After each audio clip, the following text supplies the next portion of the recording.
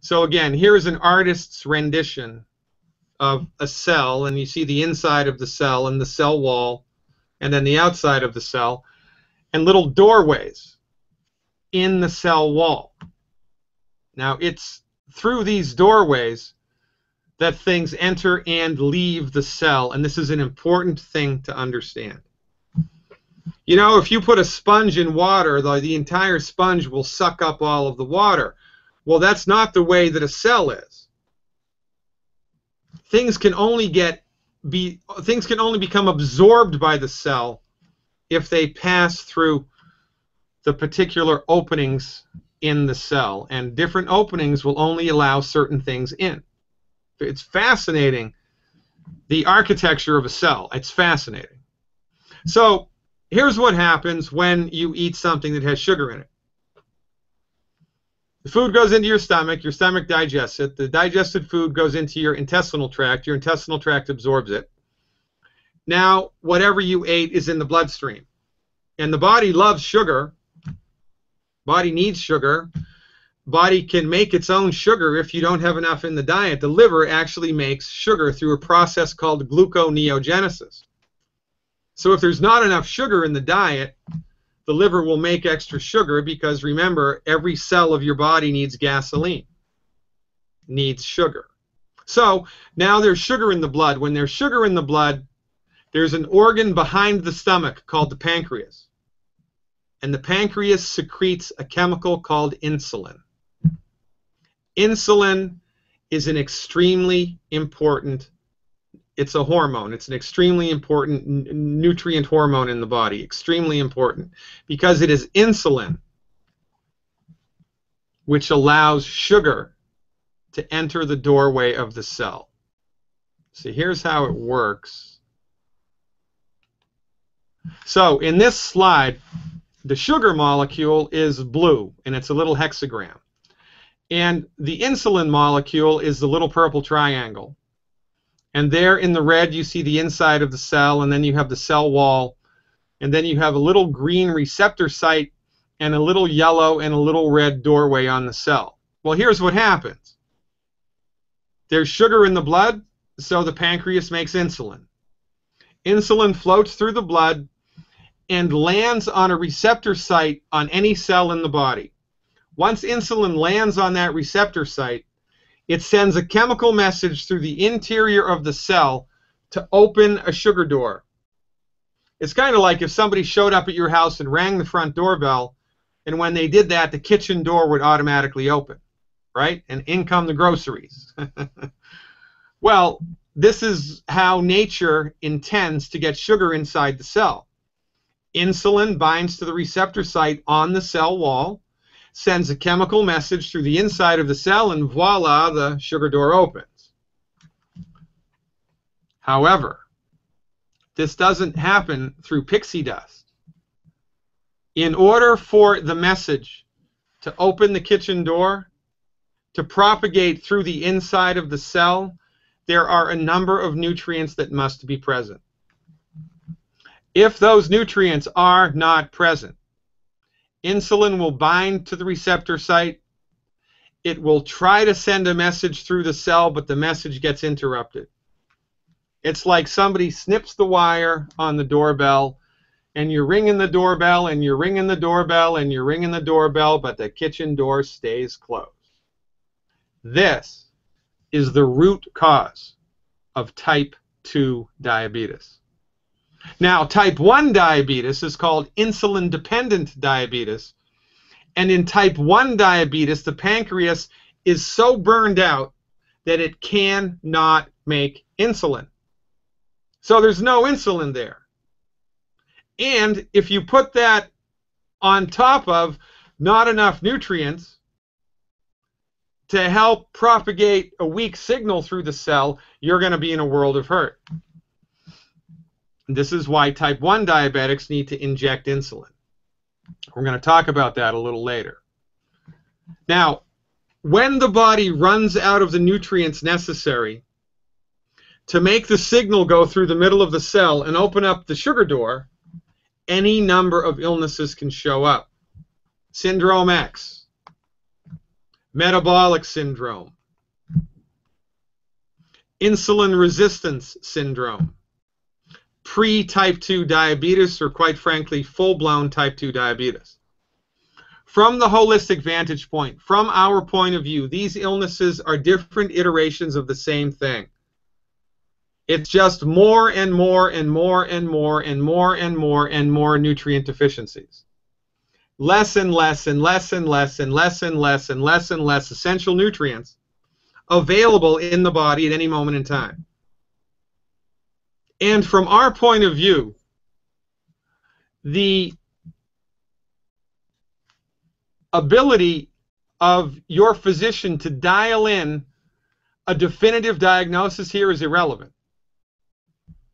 Because whether it's syndrome X or pre-type 2 diabetes or full-blown type 2 diabetes, it doesn't matter. Because it all goes back to the same thing. What? Your body has run out of the nutrients it needs to properly metabolize sugar. It's that simple. Because in 1957, this guy, Walter Mertz, figured out one of the mechanisms behind type 2 diabetes. He was able to completely eliminate it in controlled studies with mice by removing or giving to them the trace mineral chromium. As it turns out, chromium supplement, the mineral chromium, is one of the nutrients necessary for that message to populate through the cell wall and open the door. According to the United States Department of Agriculture, 90% of all soils in the United States are deficient in chromium. Gee, I wonder why we have a diabetes epidemic. Must be genetic. Vanadium is also another mineral that there's been tons of research on that shows a direct relationship between vanadium deficiencies and the prevalence of type 2 diabetes. It's not genetic.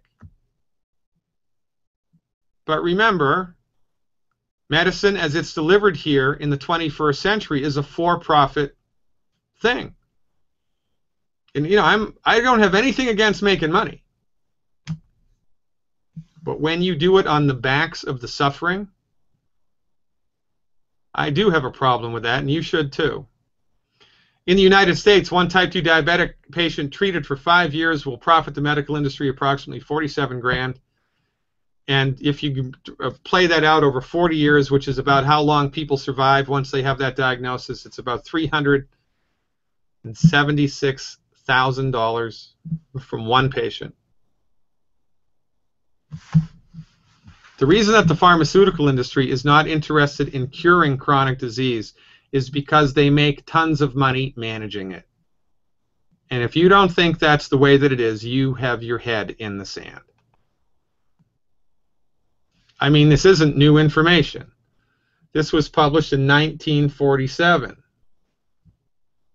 An eminent soil doctor warns that unless we attack the problem of minerally depleted land on a national scale, we face a slow extinction, and that is exactly what's happening to us. And it's not just type 2 diabetes.